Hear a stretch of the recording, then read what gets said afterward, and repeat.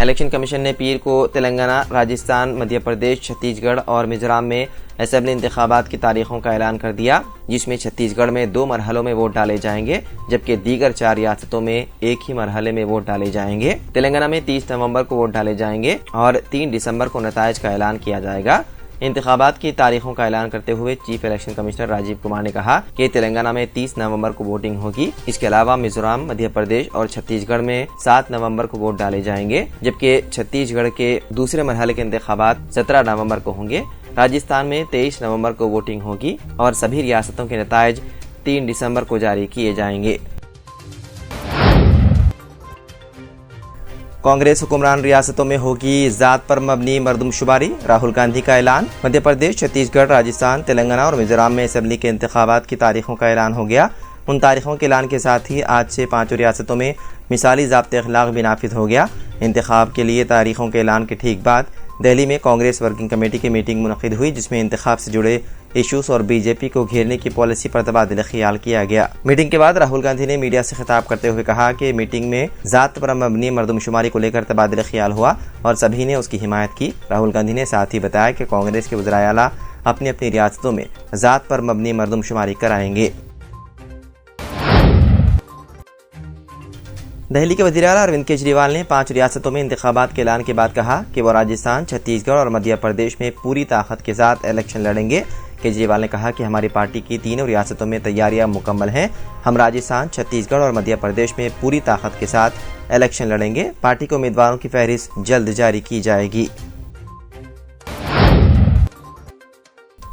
Hero motto carp کے chief executive officer پون منجال کے خلاف ایف آئی آر درج۔ دہلی پولیس نے ہیرو موٹو کارپ کے چیف ایگزیکٹو آفیسر پون منجال اور کچھ دیگر عہدیداروں کے خلاف جعلسازی، دھوکہ دہی اور 5 کروڑ روپے سے زیادہ کے فرضی بل بنانے کے الزام میں ایف آئی آر درج کی ہے۔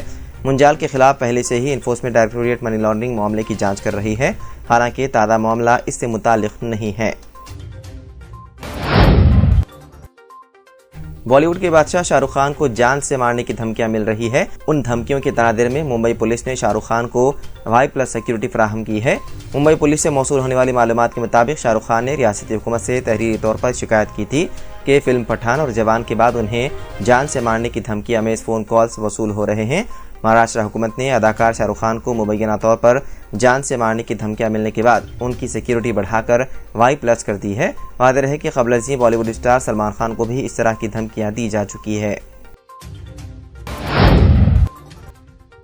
اسرائیل اور فلسطین کے درمیان تنازع کے دوسرے دن حماس کے حملے میں ہلاک ہونے والے اسرائیلیوں کی تعداد بڑھ کر 700 ہو گئی، جبکہ غزہ پٹی میں سینکڑوں دیگر افراد کے مارے جانے کی اطلاع ہے۔ بتایا گیا ہے کہ حماس کے حملے میں کم از کم 700 افراد مارے گئے ہیں، جبکہ اسلامی گروپ کے جنگجوؤں نے حفاظتی باڑ توڑ کر قریبی آبادیوں پر حملہ کیا، جس میں بہت سے لوگ مارے گئے، فوجیوں کو قید کر لیا گیا۔ اس کے ساتھ ہی غزہ کے شدت پسندوں نے جنوبی اور وسطی اسرائیل پر تقریباً 3000 راکٹ داغے۔ حماس اور اسرائیل کے درمیان لڑائی شروع ہونے کے بعد سے غزہ کی پٹی میں اب تک 1,23,000 افراد بے گھر ہو چکے ہیں۔ اقوام متحدہ کی ایجنسی نے بتایا ہے کہ غزہ میں اب تک 1,23,538 افراد بے گھر ہو چکے ہیں، جس کی بڑی وجہ خوف، عدم تحفظ اور گھروں کا تباہ ہونا ہے۔ ایجنسی نے بتایا ہے کہ 73,000 سے زیادہ افراد نے اسکولوں میں پناہ لے رکھی ہے، جن میں سے کچھ افراد کو ہنگامی شیلٹرز دیے گئے ہیں۔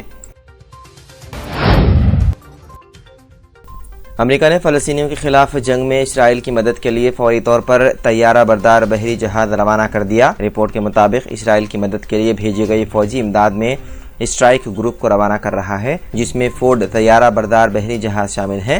امریکہ نے اسرائیل کی مدد کا اقدام اس لیے بھی اٹھایا ہے کہ بقول وائٹ ہاؤس حماس کے اسرائیل پر حملے میں کئی امریکی شہری بھی لاپتہ ہو گئے، جنہیں یا تو حماس نے قتل کر دیا یا اغوا کر لے گئے۔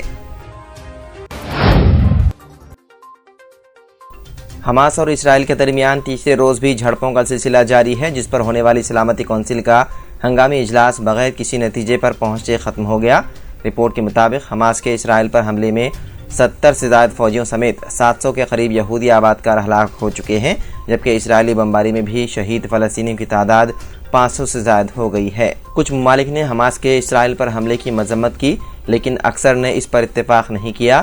شاید یہی وجہ ہے کہ اس اہم ایشو پر بلائے گئے اجلاس میں نہ تو کوئی باضابطہ قرارداد پیش کی جا سکی اور نہ ہی مشترکہ اعلامیہ جاری ہوا۔ वहीं तुर्की के सदर रजब तैयब एर्दोगान ने कहा है कि तुर्किया इसराइल फलस्तीन तनाज़े को रोकने और बढ़ती हुई कशीदगी को कम करने के लिए अपना किरदार अदा करने के लिए तैयार है। एर्दोगान ने इस्तांबुल में सीरियाक ऑर्थोडॉक्स चर्च के इफ्तिताह के मौके पर कहा कि तुर्की जल्द अज जल्द झड़पों को रोकने और हालिया वाक़यात की वजह से बढ़ती हुई कशीदगी को कम करने के लिए बेहतरीन कोशिश के लिए तैयार है। उन्होंने कहा कि फ़लस्तीन इसराइल तनाज़ा इस खित्ते के मसाइल की जड़ है और देरपा अमन हतमी हल से ही मुमकिन है। उन्होंने कहा कि हम अमन की बहाली के लिए अपनी सिफारती कोशिशों को तेज़ करने और जारी रखने के लिए पुरज़्म हैं। सऊदी अरब में 21 साल से कम उम्र घरेलू मुलाजिमीन की खिदमात हासिल करने पर पाबंदी कर दी गई है आयद। सऊदी गैजेट के मुताबिक घरेलू मुलाजिमीन के लिए नए ज़ाब्ते के तहत 21 साल से कम उम्र के मुलाजिमीन की खिदमात हासिल करना ममनू करार दिया गया है। इस ज़ाब्ते की खिलाफ वर्जी पर आजिर पर 20,000 रियाल जुर्माना किया जाएगा आयद।